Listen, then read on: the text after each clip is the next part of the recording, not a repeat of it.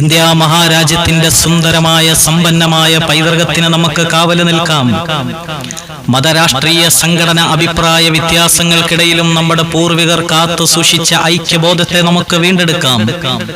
മലീനസമാക്കപ്പെട്ട കലുഷിതമായ വർത്തമാനകാല സാഹചര്യത്തിൽ ജാതിയും മതവും വർണ്ണവും വർഗവും പറഞ്ഞ് പരസ്പരം പോരാടുന്ന ഈ കെട്ടകാലത്ത് സാഹോദര്യം എന്താണെന്ന് മാലോകരെ നമുക്ക് പഠിപ്പിച്ചു കൊടുക്കാം.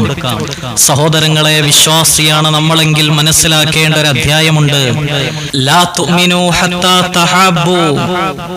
മതം നോക്കാതെ, രാഷ്ട്രീയം നോക്കാതെ, സംഘടന നോക്കാതെ നിന്റെ സഹോദരനെ നീ സ്നേഹിക്കാതെ ഒരു യഥാർത്ഥ വിശ്വാസിയാവുകയില്ല എന്ന പ്രവാചക അധ്യാപനമാണ് ഐക്യം നഷ്ടപ്പെട്ടുപോയ ഈ വർത്തമാന കാലഘട്ടത്തിൽ ഇവിടെ സംവദിക്കപ്പെടേണ്ടത്.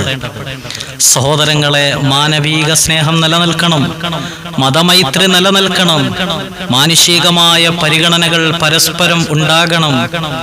ലോകത്ത് സമാധാനം നിലനിൽക്കണമെങ്കിൽ എല്ലാ തത്വങ്ങളും, എല്ലാ മതങ്ങളും, എല്ലാ ദർശനങ്ങളും പറഞ്ഞു തന്നൊരു കാര്യമുണ്ട്: ഐക്യമുണ്ടാകണം. ഐക്യമില്ലാത്ത ഇടങ്ങളിൽ സ്നേഹമില്ല, ഐക്യമില്ലാത്ത ഇടങ്ങളിൽ കാരുണ്യമില്ല, ഐക്യമില്ലാത്ത ഇടങ്ങളിൽ വിജയങ്ങളില്ല. എല്ലാത്തിനും നിദാനം ഐക്യമാണ്. ഈ രാജ്യത്ത് നഷ്ടപ്പെട്ടുകൊണ്ടിരിക്കുന്നതും അത് തന്നെയാണ്.